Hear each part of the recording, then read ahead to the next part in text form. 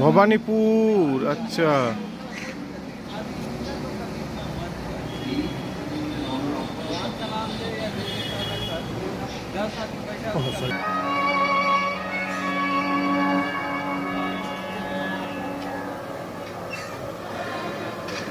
পরবর্তী স্টেশন নেতাজি ভবন, प्लेटफॉर्म डान दिखे। अगला स्टेशन नेताजी भवन, प्लेटफॉर्म दाहिने तरफ। द नेक्स्ट स्टेशन হ্যাঁ, দারুণ বানিয়েছে তো।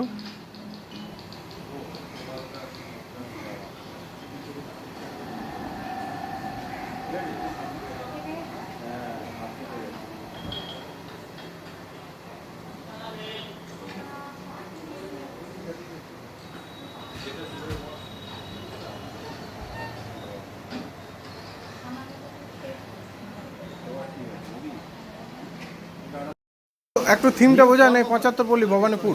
এই জায়গাটা আমার একটু হ্যাঁ, মানে এটা কি থিম? থিমটা কি মানে? একটা সময় বছর দুয়েক চাকরি করি।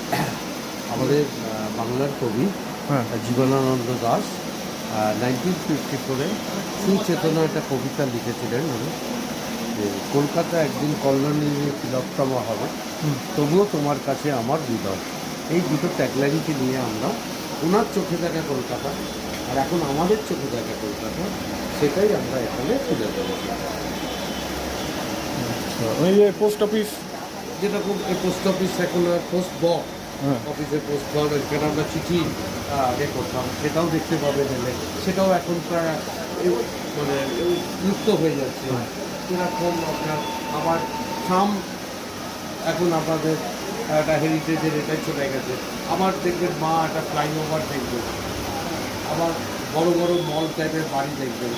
তো এই মিশ্রণে আগের কলকাতা নতুনভাবে ডেভেলপ কলকাতা, এটা আমরা এখানে তুলে ধরি। ধন্যবাদ, ধন্যবাদ, থ্যাংক ইউ।